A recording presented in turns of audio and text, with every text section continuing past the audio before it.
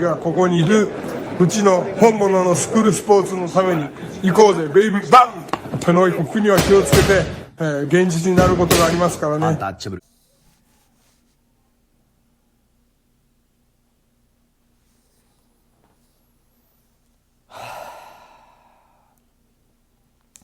All right, so no intro. I'm not gonna do no intro.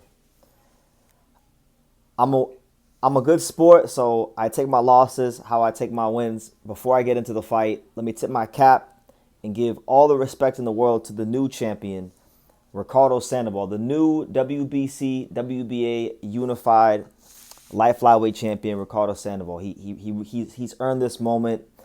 He's been one of the most slept on fighters in America for a long time. If you've watched my couple of Ricardo Sandoval videos I've done, I've always given Ricardo Sandoval credit for his skill set and for the potential that he has. And guess what? In this fight, he realized his potential. So credit to him. And you know what? Just to be fair, because I come on here every week, and I know a lot of people hear me say this about their favorite fighters. And even though I don't really agree with the decision, because I'm a good sport, because I'm fair, I take my losses how I take my wins. I'll give you guys what you want. Kenshiro Teraji, the amazing boy, exposed by Ricardo Sandoval. Oh, it's painful to say. Painful to say. Now, look, man, let's talk about the fight. The fight ends in a split decision victory for Ricardo Sandoval. He wins the fight. This is my official post-fight review for Kenshiro Teraji versus Ricardo Sandoval. Listen, first and foremost, a really great fight. I thought there was a lot of high-level things going on in there. In the first 2 rounds, I thought Kenshiro was going to actually turn back the clock to how he used to be back in his younger days. Before he started getting into all these wars, he used to box a lot more, and he's got a great jab, and he's got fantastic balance and footwork, and obviously a great straight right hand. So he used to make fights a lot easier back in the day. Obviously, as time went on, he's been getting into a lot more wars, and tonight I think all those wars caught up to him. They caught up to him.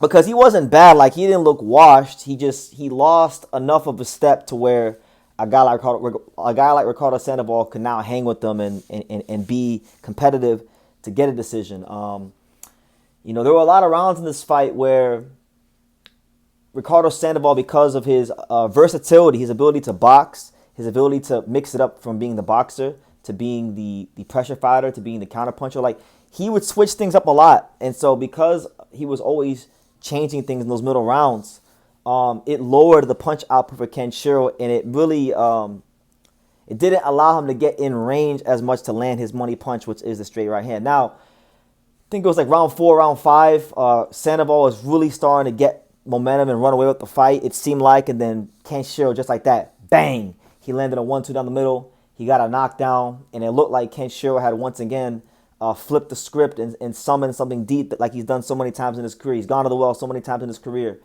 But from round 6 to like round 9, round was it 5? Whatever round was after the knockdown, from that round to like round 9, there were a lot of rounds that you could consider swing rounds. And Sandoval had a case to get a lot of those rounds because there were a lot of rounds where Kenshiro was trying to find the straight right hand, and while he was doing that, he's not really throwing as many punches, and Sandoval is getting off, and even if he's not landing, he's giving the impression that he's the effective aggressor, so he's getting a lot of those rounds. So I can't get mad at the judges for scoring some of those rounds in his favor. Now, personally, I thought Kenshiro closed the fight out very, very strong.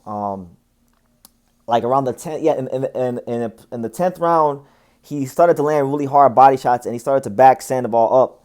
And some of his best rounds to me were in the back half of the fight. I thought he won the 12th round. I thought he won the 11th round.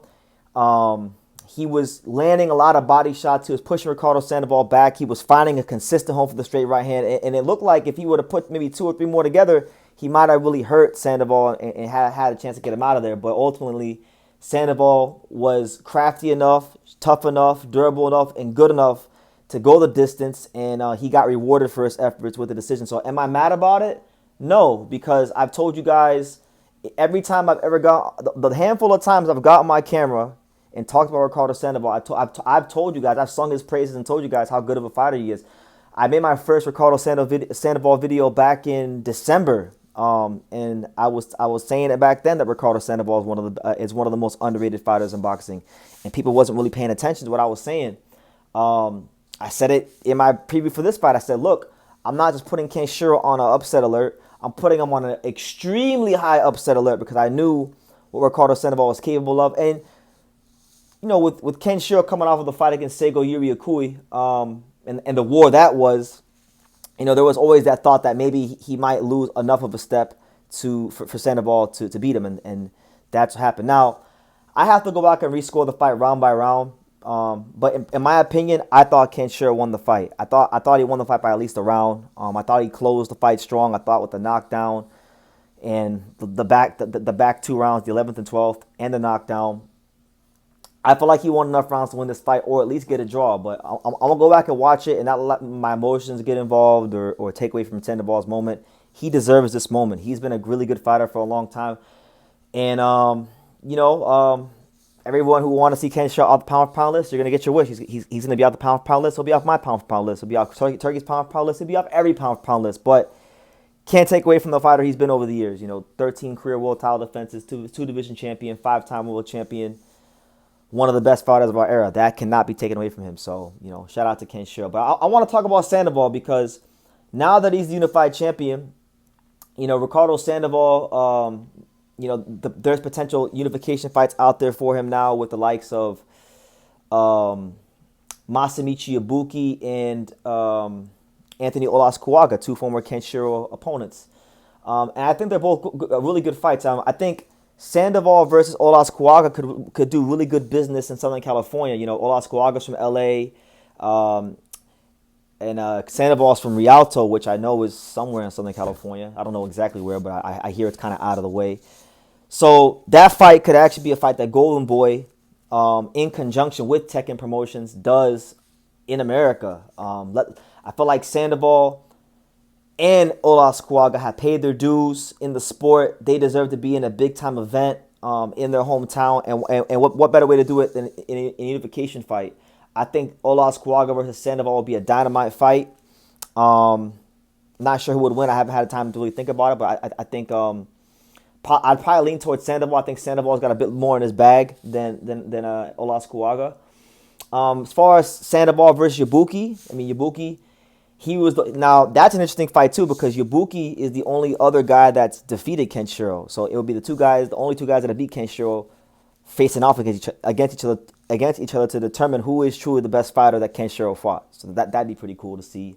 But there's options now, and I'm happy for him, man. It goes to show you that when you work hard and you stick to your beliefs and you train hard, when you get your moment, you can achieve things in life. So I'm happy for Sandoval. Like a lot of people think I'm over here like I'd be angry or whatever. I'm a little disheartened because Kenshiro is one of my favorite fighters, and I do think that he won. But hey, it's boxing. It's boxing. It's a results-based business, and if you leave it in the judge's hands, anything is liable to happen. I thought it was an airtight fight.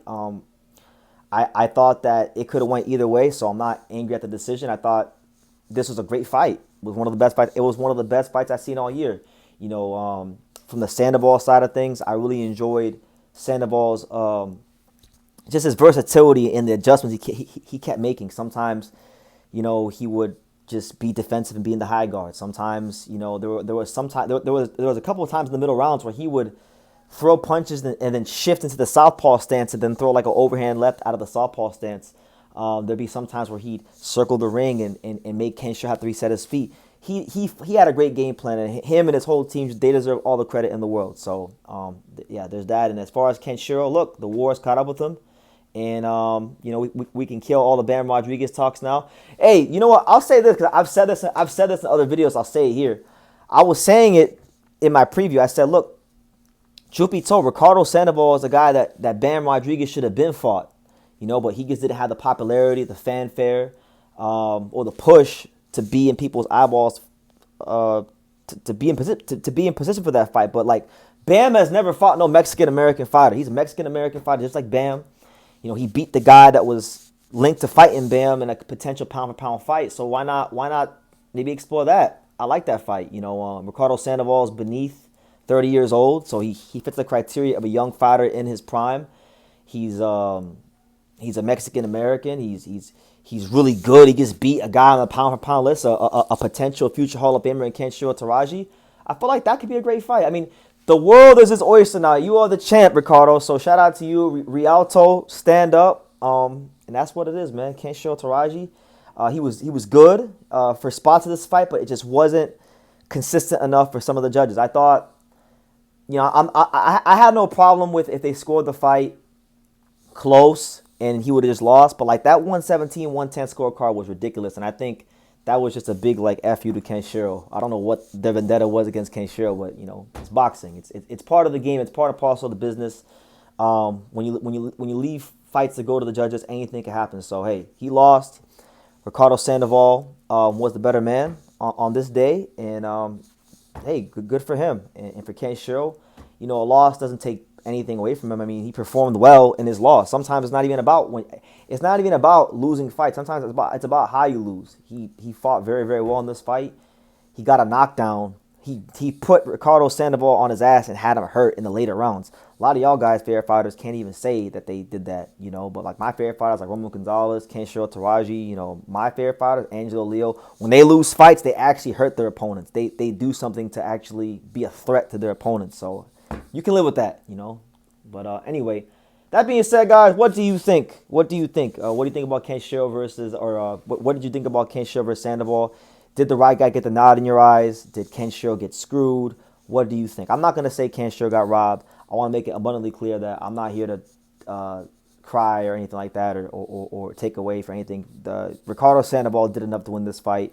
I thought Kenshiro did enough to win this fight. It was a close, razor-tight, high-level fight at the championship level of boxing, and you have a lot of those in the sport. So that's why when you see guys getting it done at the championship level, and it's not close, you gotta give them their due, because it's hard. All these guys are good. They didn't get there on accident. Ricardo Sandoval didn't get there on accident. Kenshiro didn't get there on accident. Anthony Olascuaga didn't get there on accident. Roman Gonzalez, Angelo Leo, Stephen Fulton, Naoya Inoue, Terrence Crawford, Jerron Ennis, any fighter you see at the championship level, they didn't get there on accident. So that being said, leave your comments down below. Make sure you guys take the time to subscribe. And like I say in every single one of these videos, you can love me or you can hate me, but I'm just a kid from Daniel. So until next time, take care, guys. Thank you for watching another video on the untouchable True School Sports Empire. For more great boxing content just like this, make sure you guys stay tuned and subscribe. You won't be disappointed.